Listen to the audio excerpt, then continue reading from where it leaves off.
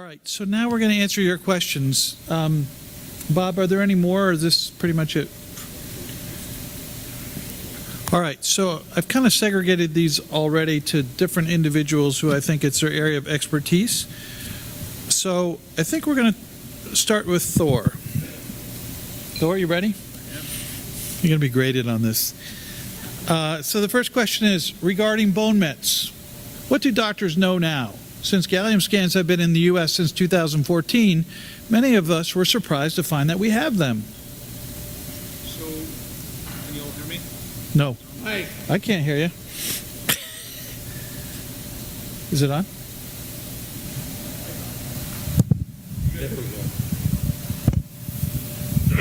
Okay, this is better. So bone mets, this is true. We're finding a lot more of bone metastases with gallium-68 imaging.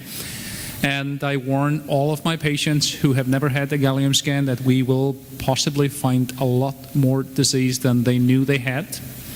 And I am honestly not sure what to make of bone mets. So I rarely see fractures through bone metastases in neuroendocrine tumors, which is very unlike breast cancer, lung cancer, prostate cancer, myeloma, where fractures are very common. There is at least one study, I believe from Ohio State, suggesting that patients with bone mets have shorter survival, but that is mostly prior to gallium imaging. So they're common. I'm not sure what to make of them. I've seen a lot of people do really well for a very long time with bone metastases. I think this is something we need to study. But finding them on gallium-68 happens all the time. Follow-up question just arrived. Is there any real need to treat bone mets? If so, how? I don't think there is, honestly. And there are no data to say that treating bone mets helps. There are bone strengthening drugs such as denosumab, zoledronic acid, and things like that. So if there is a lot of them, I sometimes use them. If there is only a few and there is no structural damage to the bone, I just watch them. Okay, awesome. Let me say, we've taken a more aggressive approach and use Zometa, vitamin C, vitamin D, and calcium in people who have structural areas that I'm worried about, like a femoral neck or a vertebral body or something like that, and people who progress. People who have, that's why I always say you don't order a gallium scan, you order a pair of gallium scans, one and then one at a later date to look for progression. All right, excellent. Sal, here's one for you. For a long-term neuroendocrine GI patient whose blood work and MRI scans have been clean for years, is there any compelling reason to have a gallium scan? I would like to make a comment on the bone mets. I think that we actually don't know what PRRT does to it. Probably Dr. Baum would be able to tell us something. It does go to the bone when we give PRRT, so especially if you don't have localized disease and widespread. So I think that it's in the air. So regarding the patient that's disease-free by MRI and CT, I don't see a reason. I think that it has to be, like I said before, correlated with, first and foremost, with the patient's clinical scenario. That's number one. How is the patient feeling? Number two, of course, the blood work, which we do know is not that accurate, but helps.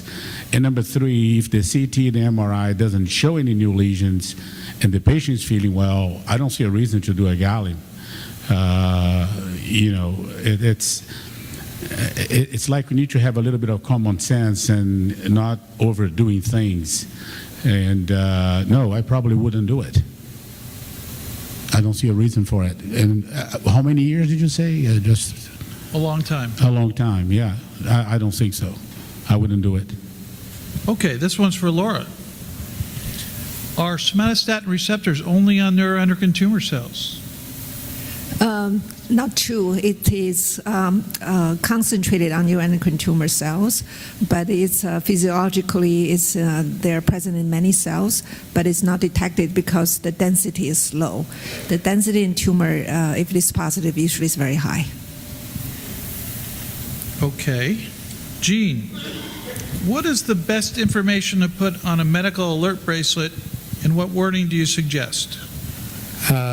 Number one, it's only those people who are functional by and large. If you have a rectal net, we don't recommend epinephrine warnings.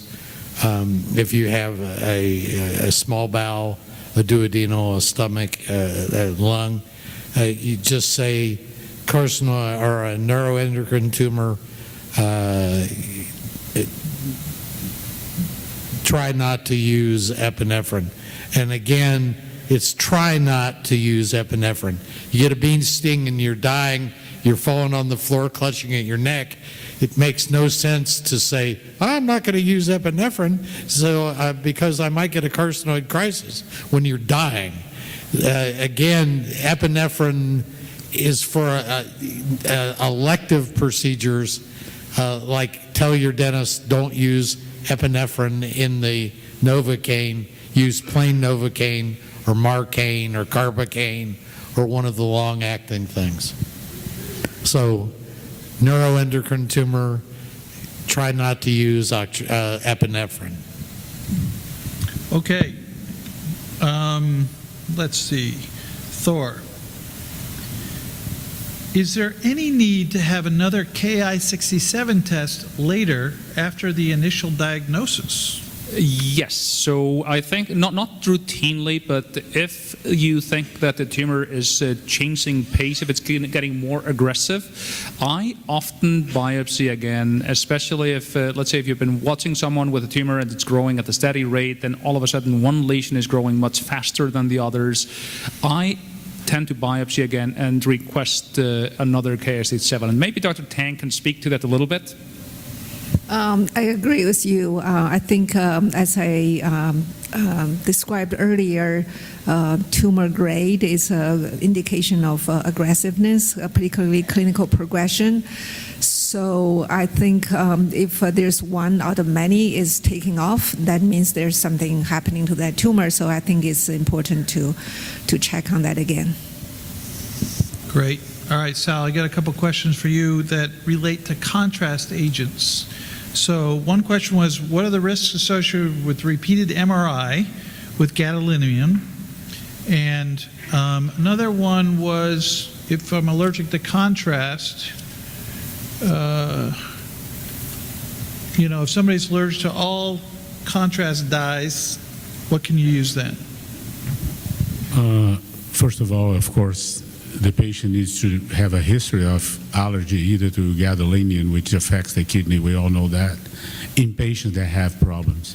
And some patients have allergy to contrast for CT. We do, it's classic. There is a preparation. We call the prep for the CT. It's everywhere. And patients can do well if they get prep for it. And they can get the contrast. Now, if it is an extreme case, which I haven't seen it, because you need to check if the patient has allergy. But if all comes worse, you can get a regular CT without contrast, and hopefully you get a gallium on top of it. But I would say that allergy to contrast, if the patient CT-wise, iodine contrast, you can prep the patient well, the patient can get the scan with contrast without problems. Now, gadolinium is a little different. If you do have problems with gadolinium, then I don't believe there is any prep for that, and you're not going to have an MRI with contrast. So you're better off getting a CT with contrast. All right, that's great. So Thor, we're going to hit on you again, and this one has to do with lungs. So 2 questions on lung nets, actually 3, but let's see. So you mentioned treatment for neuroendocrine tumors, but didn't talk about treatments for lung nets. And so there are different treatments for people with tumorlets versus dip necks. And what about monitoring of small tumors? And a similar question, at what point do you treat those? And finally, are there any patients that you know that have both the lung neuroendocrine tumors and GI neuroendocrine tumors? Sure. Let's see if I can remember all of these. So let's just go from answer the last question first. So I've certainly seen a number of patients with both lung NETs and GI or NETs, and the potential common link there is through MEN1, so multiple endocrine neoplasia type 1, where you can have bronchial or pulmonary or lung NETs or thymic NETs as well as pancreatic NETs. So I've seen it a few times. So that's that. You can have both. So talking about DIPNEC, which is a condition of tiny little neuroendocrine tumors scattered throughout the lungs, there is generally no need to treat that unless patients have wheezing and shortness of breath. Then you can give them octreotide or lanreotide.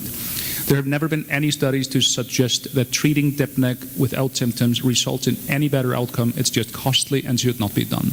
And as for neuroendocrine tumors of the lung in general, they follow, for most parts, the same rules as pancreatic neuroendocrine tumors. So everolimus is approved and it works. And it has somewhat limited activity, but it's proven to work. Temozolomide has been shown in multiple small studies to work with or without capecitabine, so CAPTEM works. I've seen it work multiple times. Octreotide and lanreotide for those who take up, who light up on gallium scans. Not all of them do, maybe only about 50% of them do. So for those who light up, octreotide or lanreotide works. PRRT has never been properly studied, but there are small studies that have looked at that. It also seems to work. We have a paper coming out on PRRT and lung NETs very soon, hopefully. So most of the things that work below the diaphragm will work above the diaphragm. Okay. Well, Gene, this one's for you. As the marker guy, I have 4 separate questions on what about the Ren laboratory NET test? When is that of use? I've not found it to be useful. Would you like to elaborate? No. Okay. Okay. Thor, any comments? Are you using it? So I don't use it, and I have found it somewhat difficult to interpret. I think conceptually it's a very neat test. I just I'm not sure when to use it. Plus, it's very difficult to order from my institution, and that has to do with like agreement between that lab and our lab. So I think I've seen it in 4 patients, and I've never seen a situation where it actually changed my management. I will say one thing. Had a pair of sisters, identical twins. One had a neuroendocrine tumor, metastatic. The other one had nothing. The Ren test was positive in the nothing, negative in the lady who had extensive metastatic disease. Said, we've got to have screwed this up. So we repeated it. It came back positive in the negative patient and negative in the positive patient. I found it unreliable. Okay. Sal, there are a couple questions about the copper 64 scans. What do you know about that? The only thing I can say is that it's totally investigational, at least in the United States, and I'm not sure, it's probably under research. There are several, actually, other agents on the pipe. They are promising. But one thing to keep in mind is that the goal here is to not only do a scan, but what you're going to do with the results of the scan in terms of treatment. We do know that, and I'm sorry for my colleagues, that what we have available in terms of non-radioactive treatment, there is a lot of side effects, and in most of the drugs, they're investigational. And the copper is like the same thing. Now, what's going to come after that that's going to be able to not only identify, but also treat it, that's the question. So I don't know exactly what's going to do. We're going to need to know exactly. Maybe some colleagues from Europe here on the other side may help answer that question. What did you say, Sam? The copper, maybe someone Any of you guys? from Europe. Is anybody from Europe? Anybody that knows what's going on? Is Abe Delpas on XL Diagnostics in Houston? It's the only place that has it, at this point, I believe. Okay. All right, this is for Laura. Laura, are neuroendocrine carcinomas and grade 3 neuroendocrine tumors different? And if so, well, this is going to be hard for you to answer as a pathologist, but how does the quality of life differ between those two? And prognosis, and are they treated differently, and why?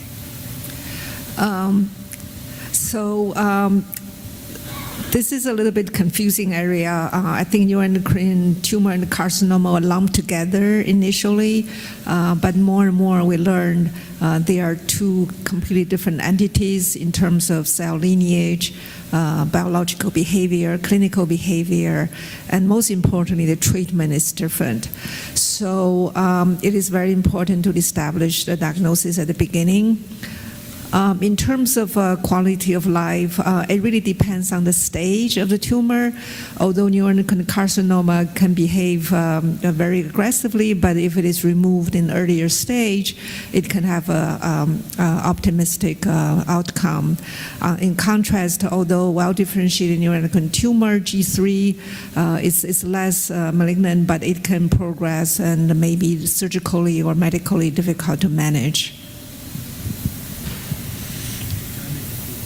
Sure. I'm so sorry. What thing to keep in mind every time we see something about new radio tracer, either for imaging or treatment, we need to be conscientious about how this is going to be delivered, because there is a lot of things related to half-life, who's going to deliver this to the hospital. So we need to think that this is going to be accessible. So someone may come up with a great idea of a new tracer or a new agent, but a handful of places will be able to do it because they have a cyclotron and et cetera, et cetera. So I would not be fired up or too excited until we actually know not only that the agent is good, but how this potentially can be delivered for patient care in terms of a large spread group of patients, and not to tertiary academic handful of medical centers. Okay, Thor, this one's for you. These are questions about capecitabine temozolomide chemotherapy. What are the risks and downsides of extended use? What would be considered extended use? Is that 3 years or 5 years? And is there any clinical evidence for giving breaks in treatment when giving cap-tem? Sure. So let me try to answer that one. So there are certain risks of long-term use of chemotherapy, especially drugs like temozolomide, which can cause DNA damage. That's actually how it works on cancer cells. So there is a small but real risk of leukemia long-term, and the longer you're on it, the higher the risk is. That said, we almost never see treatment-related leukemia after cap-tem. So long-term, the longest I've treated is 3.5 years, and some people have treated longer than that. So once you're beyond 2 years, you start running into problems. Oh, my microphone died. It's live again. So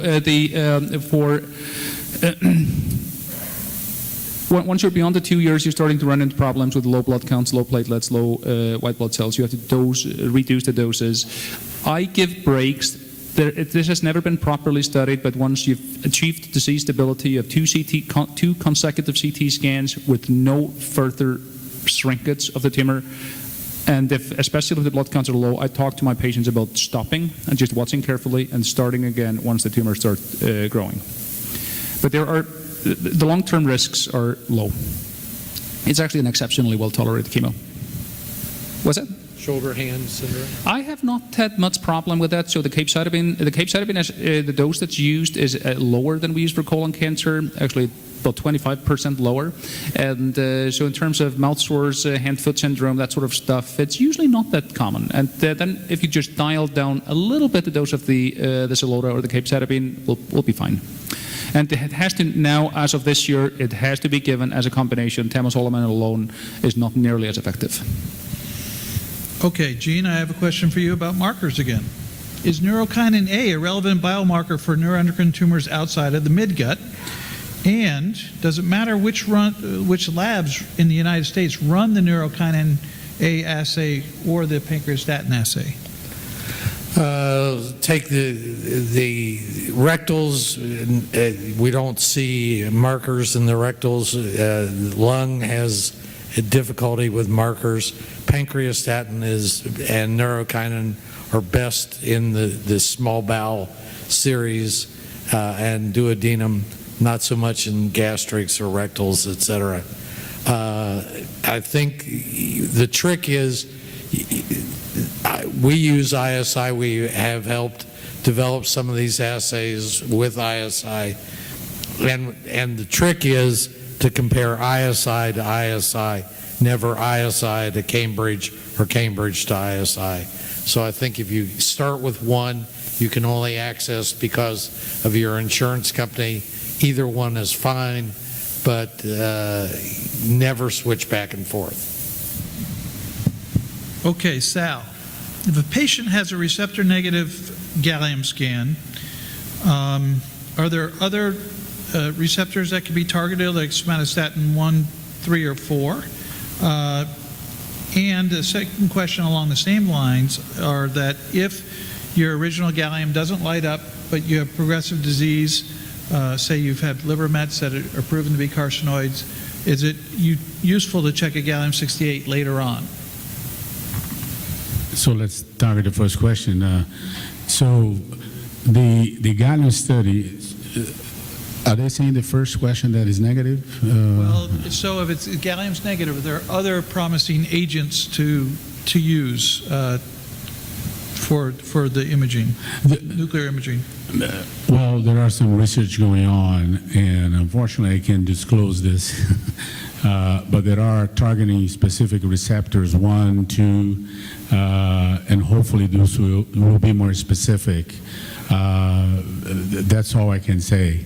And the reason I think this is good is because you do the scan and you can eventually apply therapy. So there are research going on involving specific receptors, somatostatin specific receptors, such as the 1 and the 2. The results will come. It's going to take probably about at least a year and a half to get some more solid results. Number 2, if you get a negative, like I was showing, if you have a negative somatostatin analog study on a patient proven to have carcinoid, I hate to say, but it's not good news, because this tumor probably has become aggressive and probably is going to light up on the FDG. We do have some patients, like I show you, that we do gallium and do FDG.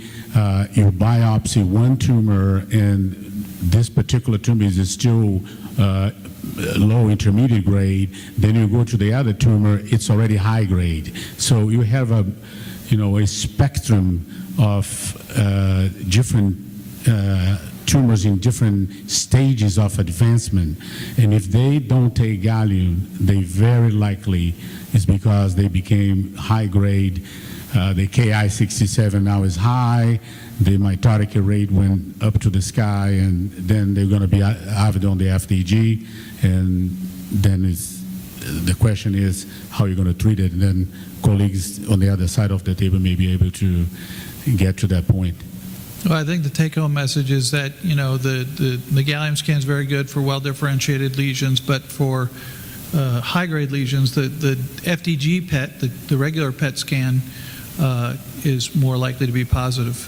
Dr. Odoricio has a trial with CXCR4, both for treatment, and some of the high-grade tumors will also express that. But I'm sure we'll be seeing even other agents that you were alluding to as well. So, all right, Thor, this is a question about getting your somatostatin shot in the butt.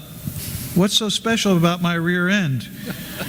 Why are somatostatin shots only given there? And finally, there's another question about somebody who travels a lot and if they can disrupt the every 28-day schedule. So as for the injection, I think this mostly refers to the octreotide injections, and there is just a big bulk of muscle in the buttock there called the gluteal muscle, and that's easy to reach. It's easy to train people to inject the octreotide, or so we think. Actually, the more we look at CT scans, the more we see how many of those actually, we see how many of these actually miss the target, and so that's, I think, the main reason for the butt. Plus, there are no nerves or blood vessels there. There are other big muscle groups in the body that we could potentially inject, but we would run the risk of hitting a blood vessel or nerve and cause complications. So that's the butt question. So the other one was about the timing. I honestly don't think it matters if you go a week or two beyond, unless you have carcinoid syndrome. And if you go beyond and you start having diarrhea, that could obviously be unpleasant. But if you're not having any of that, going a week or two or three beyond is fine. One of the things you might consider if you're on somatostatin analogs, specifically LAR, and you're tired of getting shot in the butt, you may want to use lanreotide, which is a subcutaneous injection rather than an intramuscular injection. And somebody like me who has thunder thighs, you can use it on the lateral thigh, or actually in the old days, we used to use the abdomen a lot for rescue shots, etc. I suppose that lanreotide would be fine for somebody who had a tummy. Okay, Laura, I have a question for you. Most of us get a second opinion from an independent oncologist. Should we be doing the same with pathology, since our diagnosis is pretty much based on this? It's always a good idea to have a second opinion, so the answer is yes. Gene, in other cancers where people have spread to the liver, patients look very ill. Why do we look so good when we even have big liver loads of tumor? Good question. I mean, no clue. Thor, do you want to speculate on that? I think one of the things is that these are generally slower growing tumors, but I honestly I don't have a good explanation for that. Okay. All right, we get Sal, we have a couple PRRT questions. So one is, how do you see PRRT becoming more mainstream and more available to patients? What's the future of it? And one person wanted to know, like, what have been some of the long-term effects of getting PRRT? The first question, with all respect to my colleagues, medical oncologists, I foresee PRRT becoming, it's already actually into the NCCA guidelines.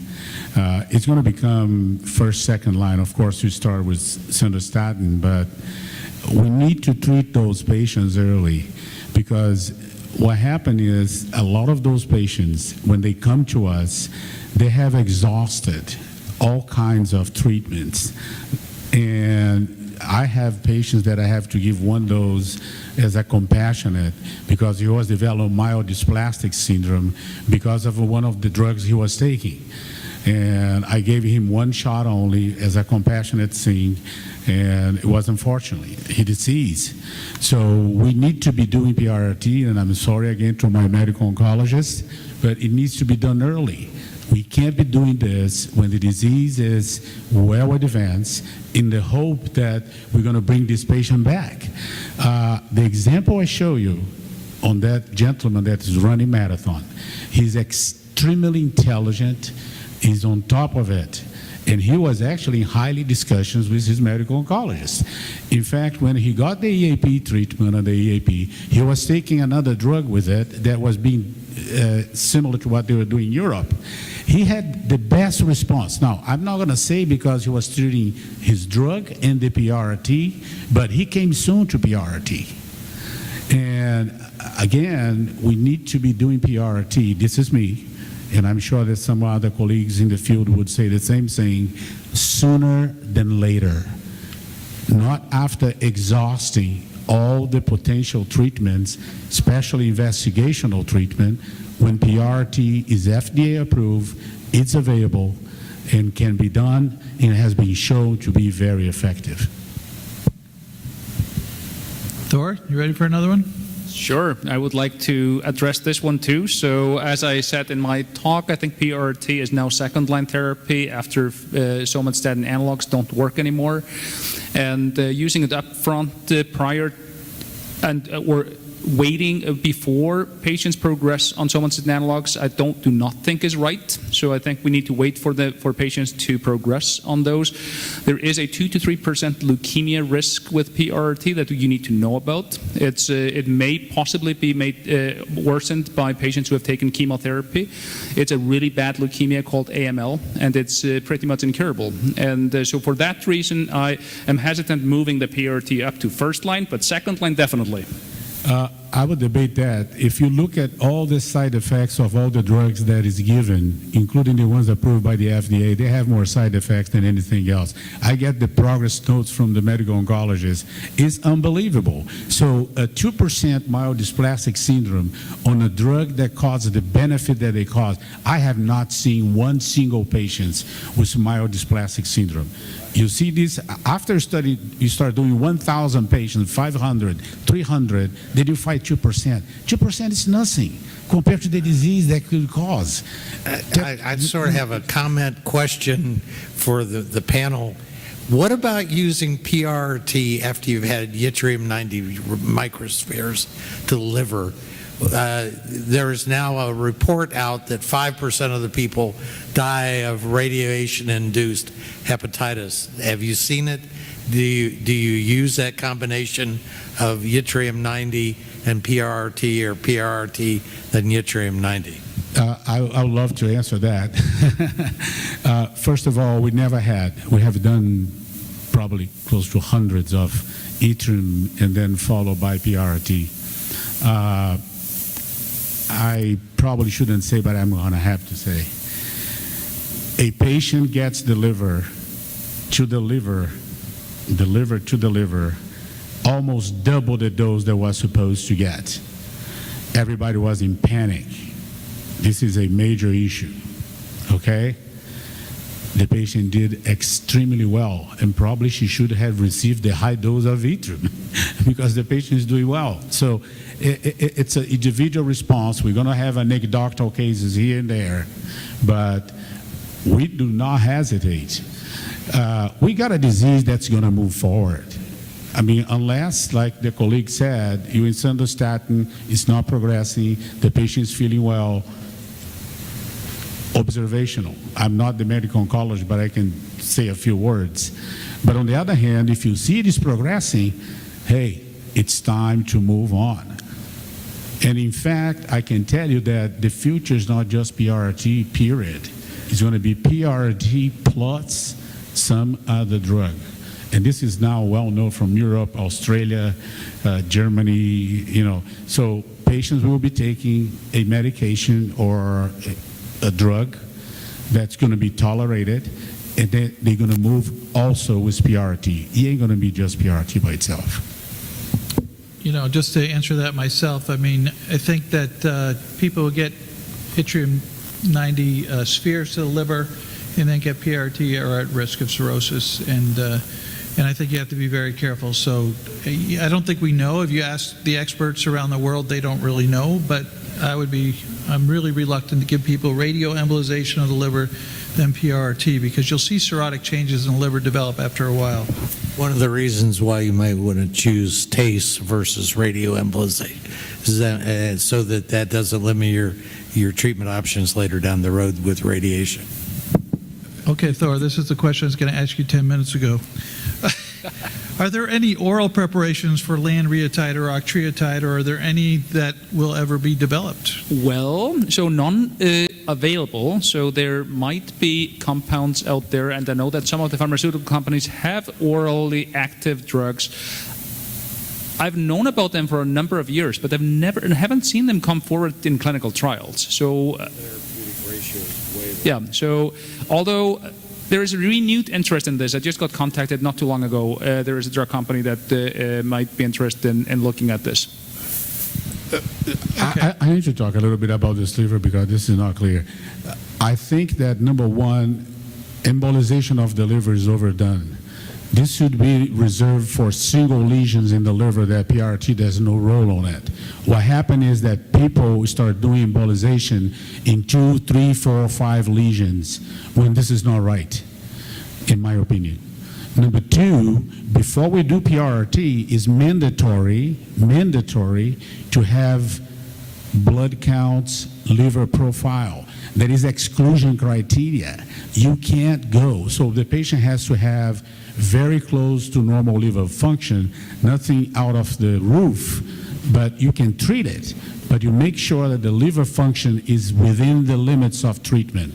And again, I have not seen a single patient having cirrhosis. I'm sure that has been reported. I would love to know how many embolizations the patient have. I would love to know how many rounds of PRRT he had. I would love to know their blood test before doing PRRT. All right, we're going to move on to another question. Gene, this is kind of about biology of neuroendocrine tumors. Do metastasize in turn metastasize? And if so, what's the $90 million question? You get the Nobel Prize if you can tell me whether you can get a metastasis from a metastasis. Nobody knows. What do you think? I suspect so. But I couldn't, there's no data that says that.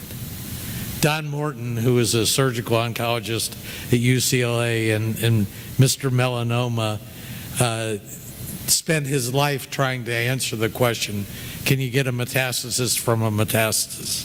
And to the best of my knowledge, he never answered the question before he died.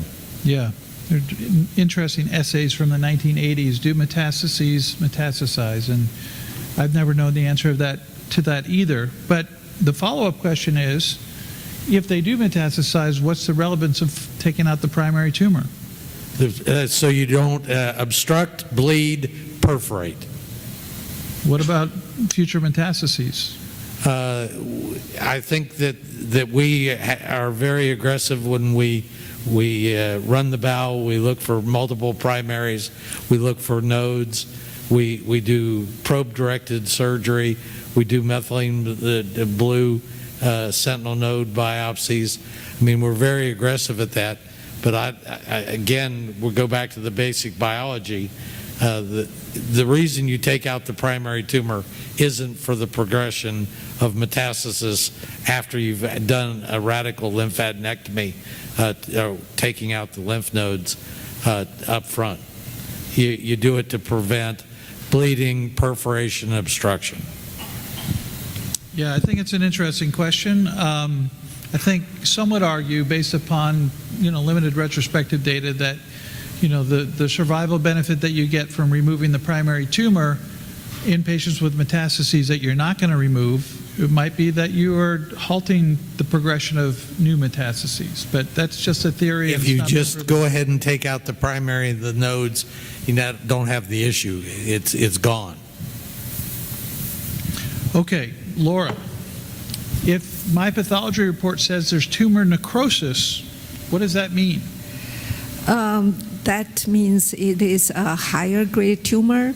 If you have a first of all, you must have the first line diagnosis is either a well-differentiated NET or poorly differentiated NEC. So if you have a well-differentiated neuroendocrine tumor, you have necrosis, that implies you probably have a higher grade tumor, possibly G3. If you have a poorly differentiated neuroendocrine carcinoma, it really doesn't matter because, as I said earlier, it's inevitably high grade. Oftentimes have a lot of necrosis. All right. Sal, what does it mean on a CT scan report when they say that lesions enhance peripherally? That means that lesion is actually potentially disease. It's enhancing. It doesn't tell details about the physiology, but the lesion is enhancing. When they are not enhancing, it's probably a treated lesion. And you can differentiate sometimes when it's a cyst, not sometimes, you can differentiate a cyst versus a lesion based on the Hounsfield's unit. But if it's enhancing peripherally, that means that lesion is not a good lesion. Is that what they call a bullseye lesion? Yes, sir. Looks like a bullseye, rings. Thor, what's the current role for targeted therapy based on genetic mutations found in a neuroendocrine tumor? So none. No. So it's so there. We don't. really have a whole lot of information on genomic analysis and how that influences treatment decisions. So there really are no genetic markers that reliably predict a response to this drug versus that drug. We are proposing to look at that using our database at Mayo, and so hopefully we'll have some information. I don't order a lot of genetic testing on neuroendocrine tumors because I can almost always tell you ahead of time that I'm probably not going to find anything useful, and the little I find is not targetable. So, but stay tuned, this will change. Well, Gene, I have a question for you. There are several questions that relate to family members who have carcinoid tumors, family members that have pancreatic neuroendocrine tumors, and people want to know, if a family member has it, what is their risk of getting it, and are there any specific markers in those family members that should be tested to see if they develop the disease? Well, clearly with pancreatic neuroendocrine tumors, you always worry about multiple endocrine neoplasia type 1. Those people who have duodenal carcinoids, you worry about MEN type 2. There is a genetic marker for MEN1 called menin1. There is not one for MEN2. There you have to rely on scans, etc., and a high propensity of worry. The study done by Steve Wank at the NIH on familial neuroendocrine tumors, I don't believe has been published, or at least I haven't seen that article, but I've heard from the participants in the familial carcinoid neuroendocrine tumor study that there's a 2 to 4% risk of familial propagation downstream in midgut small bowel lesions. But that data is bogus to the max potentially. They did find one gene that was a predisposing gene in a very large family, but all the other families that they've recruited didn't have mutations in that gene. So it's interesting, but still a lot to be done. We have about 27 small families that we've done exome sequencing on that we're still working through the data, but we're not seeing recurring mutations in the same genes in multiple families. It's very complicated. All right, this is the last question because we are going to break for lunch. So Laura, this is for you. Is it ever appropriate to do another biopsy after a neuroendocrine tumor patient's been treated for a number of years to reevaluate what's going on? I think it really depends on the specific situation. If the tumor is progressing, I think it's warrant another biopsy. If nothing is clinically stable disease, I don't see the point of doing another biopsy. And Thor, you certainly see a scenario where you worry about a transformation to a grade 3, right? Yeah, usually, and then if you're looking at you're following, let's say, a number of lesions in the liver, and one of them seems to be growing out of proportion. So I just had a patient like that who had been on everolimus for pancreatic neuroendocrine tumor for 5 years. Then all of a sudden, 2 lesions started growing way faster than others. We biopsied those. Those were actually small cell carcinomas. So we treated her as small cell carcinoma of the lung. We completely wiped out those lesions. She's 2 years out from that and now getting PRT for what we think we sort of just reverted back to the original well-differentiated low-grade pancreatic neuroendocrine tumor. So, yep, in certain situations you should biopsy, but routinely, not necessarily. Not routine, but not routinely. Where the experience of a specialist versus your family oncologist really makes a huge difference. You go to Thor, you get a totally different level of care than if you go to Dr. Ramaswamy. And I think the reason it's important is that the chemotherapy regimen is very different for a grade 3 lesion than you would get for a grade 1 or grade 2 lesion. And Rob Ramirez, who is our medical oncologist, has even taken the grade 3s, and those people less than a Ki-67 of 60%, he still uses CAPTEM, whereas if it's over 60%, he uses the traditional etoposide cisplatin. Okay, well, thank you, panelists.